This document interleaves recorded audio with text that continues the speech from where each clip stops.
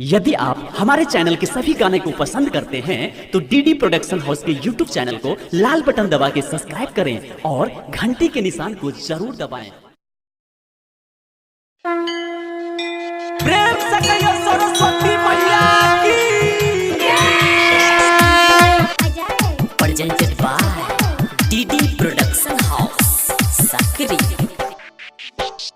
अंजलि छौरी के दहन पासी कराई हे सरस्वती माई, गुड़िया छौरी के दहन पासी कराई हे सरस्वती माई, सपना छौरी के दहन पासी कराई हे सरस्वती माई, हे सरस्वती माई,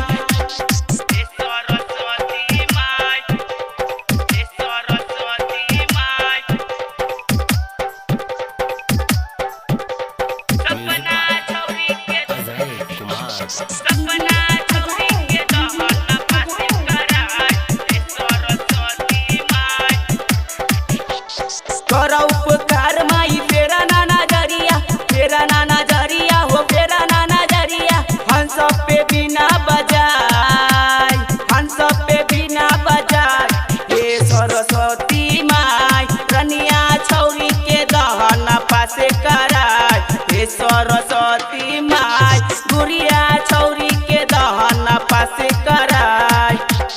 दहन पासे कराय, दहन पासे कराय।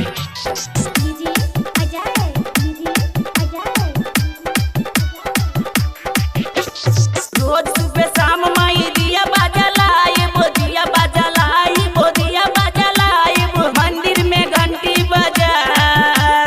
मंदिर में घंटी बजाए हे सरस्वती माई, जनमा छौरी के दहन पासी कराय हे सरस्वती माई, अंजलि छौरी के दहन पासी कराय हे सरस्वती माई, हे सरस्वती माई,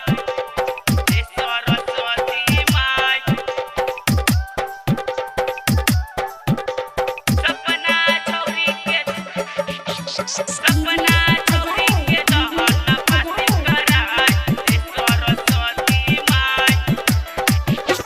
स्वर संगीत के तू क्षमा जानी, तू क्षमा जानी हो तू क्षमा जानी, मूर्खा के तेजा बनाई,